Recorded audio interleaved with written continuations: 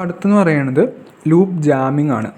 അപ്പോൾ ഇതുവരെയാണോ നമുക്ക് എന്തുള്ളതോ machine independent ആയിട്ടുള്ള നമ്മൾ നേരത്തെ പറഞ്ഞിട്ടുള്ള ഫംഗ്ഷൻ പ്രിസർവിങ് ട്രാൻസ്ഫോർമേഷൻസും അതുപോലെ ലൂപ്പ് ഒപ്റ്റിമൈസേഷനും ഈ രണ്ടും കൂടിയിട്ടുള്ള ടെക്നിക്സാണ് നമ്മൾ ഇത്രയേരം പറഞ്ഞു തരുന്നത്. ഇനി അടുത്ത് നമുക്ക് നോക്കാനുള്ളത് ലൂപ്പ് ജാമിംഗ് ആണ്. ലൂപ്പ് ജാമിംഗ് എന്താണെന്ന് വെച്ചാൽ if operations can be done in single loop then merge or combine loops. അതായത് ഇപ്പോൾ ഈ ഒരു എക്സ്പ്രഷനിൽ നമുക്ക് 2 ലൂപ്പ് വരുന്നുണ്ട്, ഫോർ ലൂപ്പ് വരുന്നുണ്ട്. ഒന്ന് ഐയുടെ ഫോർ ലൂപ്പും ജെയുടെ ഫോർ ലൂപ്പും.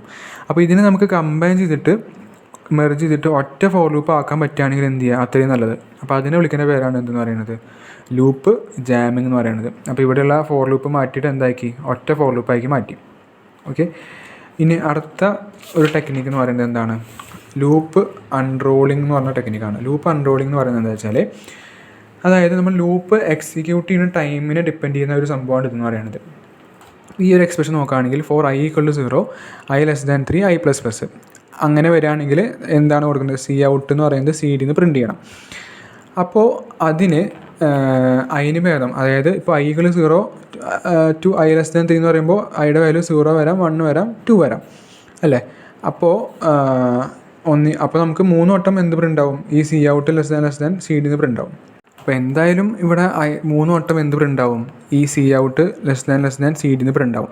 അതിന് ഭേദം എന്ത് ചെയ്യുക, ആ 3 വട്ടം അങ്ങനെ പ്രിൻ്റ് ചെയ്യുന്നത് എങ്ങനെ കാണിക്കുക, അല്ലാണ്ട് ഫോർ ലൂപ്പ് ഇടാണ്ട് ജസ്റ്റ് നമ്മൾ മാനുവലായിട്ട് 3 സ്റ്റേറ്റ്മെൻറ്റ്സ് പ്രിൻ്റ് ചെയ്യണ മാതിരി കാണിക്കുക. അപ്പോൾ നമ്മുടെ കാര്യം നടന്നുമല്ലോ. അതായത് ഈ ഫോർ ലൂപ്പ് യൂസ് ചെയ്യാണ്ട് ആ പ്രിൻ്റ് ചെയ്യണ സാധനം ജസ്റ്റ് കൊടുക്കുക. അപ്പോൾ അതിനെ വിളിക്കുന്ന പേരാണ് എന്തെന്ന് പറയുന്നത്, ലൂപ്പ് അൺറോളിംഗ് എന്ന് പറയുന്നത്. ഓക്കെ.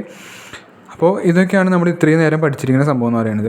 അതായത് ഇപ്പോൾ നമ്മൾ ഇത്രയും നേരം പഠിച്ച സാധനത്തിൽ 2 ടൈപ്പാക്കിയിട്ട് ഡിവൈഡ് ചെയ്യാം. ഒന്ന് സ്ട്രക്ചർ പ്രിസർവിങ് ട്രാൻസ്ഫോർമേഷൻസും പിന്നെ ഒന്ന് ആൾജിബ്രിക് ട്രാൻസ്ഫോർമേഷൻസും.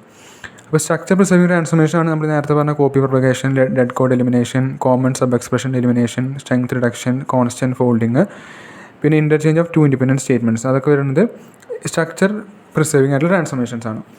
ഇനി അടുത്തെന്ന് പറയുന്നത് ആൾജിബ്രിക് ട്രാൻസ്ഫോർമേഷൻസ് ആണ്. അത് നമ്മൾ സാധാരണയായിട്ട് നമ്മൾ ചെയ്യുന്ന ജസ്റ്റ് ട്രാൻസ്ഫോർമേഷനിൽ വരുന്ന ചില മാറ്റങ്ങൾ. അതായത് ഇപ്പോൾ x+0ൻ്റെ പകരം നമുക്ക് x എന്ന് എഴുതാം, 0+x എന്ന് എഴുതാം. അങ്ങനെ ചെറിയ ചെറിയ മാറ്റങ്ങൾ. x*1 എന്ന് പറയുന്നത് 1*x ആണ്, അത് = x ആണ്. അതുപോലെ x/1 എന്ന് പറയുന്നത് എന്താണ്, x ആണ്. ഇതെന്ന് പറയുന്നത് x**2 അതെന്ന് പറയുന്നത് എന്താണ്, x² ആണ് അല്ലേ. അപ്പോൾ അടുത്ത് നമുക്ക് പഠിക്കാനുള്ളത് മെഷീൻ ഡിപ്പെൻഡൻ്റ് ആയിട്ടുള്ള ഒപ്റ്റിമൈസേഷൻ ടെക്നിക്സ് ആണ്. അപ്പോൾ ഇത് നടക്കുന്നത് ടാർഗറ്റ് കോഡിലാണ്. ഓക്കെ. അപ്പോൾ അതിൽ വരുന്ന ഒപ്റ്റിമൈസേഷൻ ടെക്നിക്കാണ് എന്തെന്ന് പറയുന്നത്, പീപ്പ് ഹോൾ ഒപ്റ്റിമൈസേഷൻ ടെക്നിക്ക് എന്ന് പറയുന്നത്. അപ്പോൾ ഈ പീപ്പ് ഹോൾ ഒപ്റ്റിമൈസേഷൻ ടെക്നിക്ക് നമ്മൾ യൂസ് ചെയ്യണത് എന്തിനാണെന്ന് വെച്ചാൽ ടാർഗറ്റ് കോഡിനെ ഇമ്പ്രൂവ് ചെയ്യാനാണ്. അതിൻ്റെ ലോക്കലി ഇമ്പ്രൂവ് ചെയ്യാനാണ് എന്ത് യൂസ് ചെയ്യുന്നത്, peep hole optimization technique use ചെയ്യുന്നത്. അതെങ്ങനെ ഇമ്പ്രൂവ് ചെയ്യണമെന്ന് വെച്ചാൽ by examining short sequence of target instructions. അതായത് നമ്മുടെ ടാർഗറ്റ് ഇൻസ്ട്രക്ഷൻസ് ഉള്ള ചെറിയ ഷോർട്ട് സീക്വൻസിനെ എക്സാമിൻ ചെയ്തിട്ട്, അല്ലെങ്കിൽ അതിനെ വിളിക്കുന്ന പേരാണ് പീപ്പ് ഹോൾ എന്ന് പറയുന്നത്. ഓക്കെ. പീപ്പ് ഹോൾ എന്ന് പറയുന്നത് small moving window on the target program. Target പ്രോഗ്രാമിലുള്ള ഒരു സ്മോൾ മൂവിങ് വിൻഡോനാണ് എന്ത് പറയുന്നത്, പീപ്പ് ഹോൾ എന്ന് പറയുന്നത്. ഓക്കെ. അപ്പോൾ അത് ചെയ്യാൻ വേണ്ടിയിട്ട് നമുക്ക് 5 ടെക്നിക്ക് പഠിക്കാനുണ്ട്. 5 ഡിഫറെൻറ്റ് ടെക്നിക്സ്. അതായത് redundant load or store, remove unreachable code, flow of control optimization, algebraic simplifications, use of machine idioms. അങ്ങനെ 5 ടെക്നിക്ക് പഠിക്കാനുണ്ട്. ആദ്യത്തെ ടെക്നിക്ക് എന്ന് പറയുന്നത് റിഡൻഡൻറ്റ് ലോഡ് ഓർ സ്റ്റോർ. അതായത് റിഡൻഡൻ്റ് ആയിട്ടുള്ള ലോഡ് ഓർ സ്റ്റോർ ഇൻസ്ട്രക്ഷൻസ് നമ്മൾ എന്ത് ചെയ്യാണ്, എലിമിനേറ്റ് ചെയ്ത് കളയാണ്. എന്താണ് ഇതെന്ന് പറയാം, r0, x എന്ന് പറഞ്ഞ ഇൻസ്ട്രക്ഷൻ ഉണ്ട്. പക്ഷേ അത് കഴിഞ്ഞിട്ട് പിന്നെയും മൂവ് x, r0 എന്ന് കൊടുത്തിട്ടുണ്ട്. അപ്പോൾ ഓൾറെഡി ഇവിടെ x എന്ന് പറഞ്ഞ സംഭവം r0ലേക്ക് മൂവായി, പിന്നെ അവിടെ നിന്ന് എടുക്കേണ്ട ആവശ്യമില്ലല്ലോ. അപ്പോൾ അങ്ങനെയുള്ള ഇൻസ്ട്രക്ഷൻ വിളിക്കുന്ന പേരാണ് എന്തെന്ന് പറയുന്നത്, redundant load or store instructions എന്ന് പറയുന്നത്. അപ്പോൾ അത് നമുക്ക് എന്ത് ചെയ്യാൻ പറ്റും, എലിമിനേറ്റ് ചെയ്യാം. അപ്പോൾ ഈ രണ്ടാമത്തെ ഇൻസ്ട്രക്ഷൻ നമുക്ക് എലിമിനേറ്റ് ചെയ്ത് കളയാം. ഓക്കെ. ഇനി അടുത്തെന്ന് പറയുന്നത് അൺറീച്ചബിൾ കോഡാണ്. എന്താണ് അൺറീച്ചബിൾ കോഡ് എന്ന് പറയുന്നത്, അതായത് അത് പ്രോഗ്രാമിൻ്റെ ഒരു പാർട്ടാണ്. ആ പാർട്ടിൽ നമുക്ക് എന്ത് ചെയ്യാൻ പറ്റില്ല, നമുക്ക് ആക്സസ് ചെയ്യാൻ പറ്റില്ല. ചിലപ്പോൾ നമുക്ക് ആ ഭാഗത്തേക്ക്, ആ പ്രോഗ്രാമിൻ്റെ പാർട്ടിലേക്ക് പോകാൻ ഒരു വഴിയും കാണില്ല. അപ്പോൾ അങ്ങനെയുള്ള കോഡിനെ വിളിക്കുന്ന പേരാണ് എന്ത് പറയുന്നത്, അൺറീച്ചബിൾ കോഡ് എന്ന് പറയുന്നത്. അതിന് നമുക്ക് എന്ത് കളയാം, റിമൂവ് ചെയ്ത് കളയാം. ഇപ്പോൾ എക്സാമ്പിൾ നോക്കുകയാണെങ്കിൽ വോയിഡ് ഫംഗ്ഷൻ എന്ന് പറഞ്ഞ ഫംഗ്ഷനിൽ int a is equal to 10, b is equal to 20, അതുപോലെ തന്നെ സി, അങ്ങനെ 3 വേരിയബിൾസ് നമ്മൾ ഇനീഷ്യലൈസ് ചെയ്തിട്ടുണ്ട്. അതിൽ സിയുടെ വാല്യൂ A*10 എന്ന് പറഞ്ഞിട്ട് നമ്മൾ ഡിഫൈൻ ചെയ്തിട്ടുണ്ട്. അത് കഴിഞ്ഞിട്ട് റിട്ടേൺ സി എന്ന് കൊടുത്തു. റിട്ടേൺ സി എന്ന് കൊടുത്ത ശേഷം അടുത്തതെന്ന് പറയുന്നത് B is equal to B*15, അത് കഴിഞ്ഞിട്ട് റിട്ടേൺ ബി.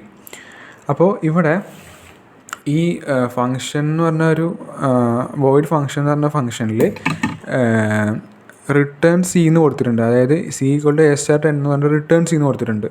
പിന്നെ അതിൻ്റെ താഴേക്ക് പോകാൻ സാധ്യതയില്ല. കാരണം വെച്ചാൽ റിട്ടേൺ സി കൊടുത്തു കഴിഞ്ഞാൽ അത് ഈ ഫംഗ്ഷൻ്റെ കോഡിലേക്ക് പോകും.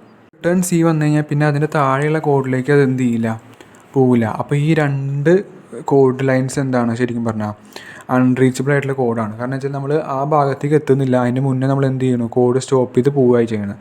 അപ്പോൾ ഈ കോഡിനെ നമുക്ക് എന്താക്കി മാറ്റാം, ഇങ്ങനെ ആക്കി മാറ്റാം. റിട്ടേൺ സി കഴിഞ്ഞ ശേഷം ആ കോഡ് ക്ലോസ് ചെയ്തിട്ട് എന്ത് ചെയ്യാൻ പറ്റും, ബാക്കിയുള്ള ഈ 2 കോഡിനെ വിളിക്കുന്ന പേരാണ് എന്ന് പറയുന്നത് ഡെഡ് കോഡ് എന്ന് പറയുന്നത്. അപ്പോൾ ആ ഡെഡ് കോഡിനെ നമുക്ക് എന്ത് ചെയ്ത് കളയാം, എലിമിനേറ്റ് ചെയ്ത് കളയാം. ഓക്കെ, അതാണ് എന്ന് പറയുന്നത് അൺറീച്ചബിൾ ആയിട്ടുള്ള കോഡിനെ എലിമിനേറ്റ് ചെയ്ത് കളയാമെന്ന് പറയുന്നത്. ഓക്കെ, ഇനി അടുത്തെന്ന് പറയുന്നത് ഫ്ലോ ഓഫ് കൺട്രോൾ ഒപ്റ്റിമൈസേഷൻ. അതായത് നമുക്ക് ചില പ്രോഗ്രാം എടുത്ത് നോക്കി കഴിഞ്ഞാൽ വെറുതെ നമ്മൾ അങ്ങോട്ടും ഇങ്ങോട്ടും ബാക്ക് ആൻഡ് ഫോർത്ത് അങ്ങോട്ടും ജമ്പ് ചെയ്ത് കളിച്ചുകൊണ്ടിരിക്കും.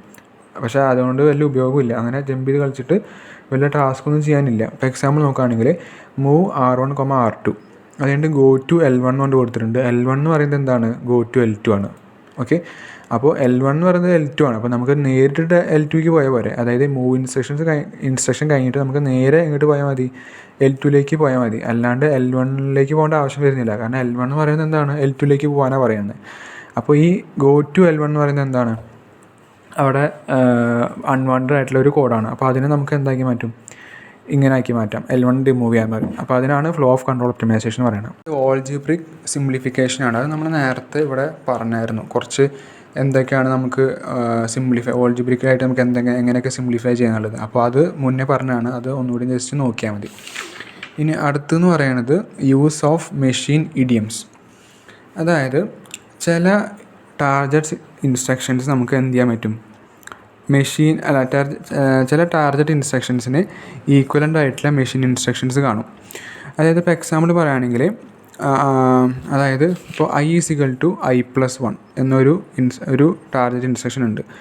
അപ്പോൾ ഇതിന് നമ്മൾ മെഷീൻ ഇൻസ്ട്രക്ഷൻ ആക്കുകയാണെങ്കിൽ നമുക്ക് ഈ ഒരു എക്സ്പ്രഷൻ ചെയ്യേണ്ട ആവശ്യമില്ല. അവിടെ ഓട്ടോ ഡിക്രിമെൻറ്റും ഓട്ടോ ഇൻക്രിമെൻറ്റും ഉണ്ട്. അപ്പോൾ ഈ എന്തിനാണ് നമ്മൾ ഈ മെഷീൻ ഇൻസ്ട്രക്ഷൻസ് യൂസ് ചെയ്യുന്നത് വെച്ചാൽ നമുക്ക് ഒന്നുകൂടി എഫിഷ്യൻ്റായിട്ട് കോഡ് ജനറേറ്റ് ചെയ്യാൻ വേണ്ടിയിട്ടാണ് എന്തിന് യൂസ് ചെയ്യുന്നത്, ഈ മെഷീൻ ഇൻസ്ട്രക്ഷൻസ് യൂസ് ചെയ്യുന്നത്. കാരണം വെച്ചാൽ നമുക്കിപ്പോൾ എക്സാമ്പിൾ നമ്മൾ നേരത്തെ പറഞ്ഞ പോലെ I is equal to I+1 എന്ന് പറഞ്ഞൊരു എക്സ്പ്രഷൻ ഉണ്ട് ഇതിൽ നമ്മുടെ ടാർഗറ്റ് കോഡിൽ. പക്ഷേ അതിന് നമ്മൾ ഡയറക്റ്റ് മെഷീൻ കോഡ് ആക്കി കഴിഞ്ഞാൽ, ടാർഗറ്റ് കോഡല്ല, ടാർഗറ്റ് ഇൻസ്ട്രക്ഷനിൽ നമുക്ക് ഇങ്ങനെ ഒരു എക്സ്പ്രഷൻ ഉണ്ട്.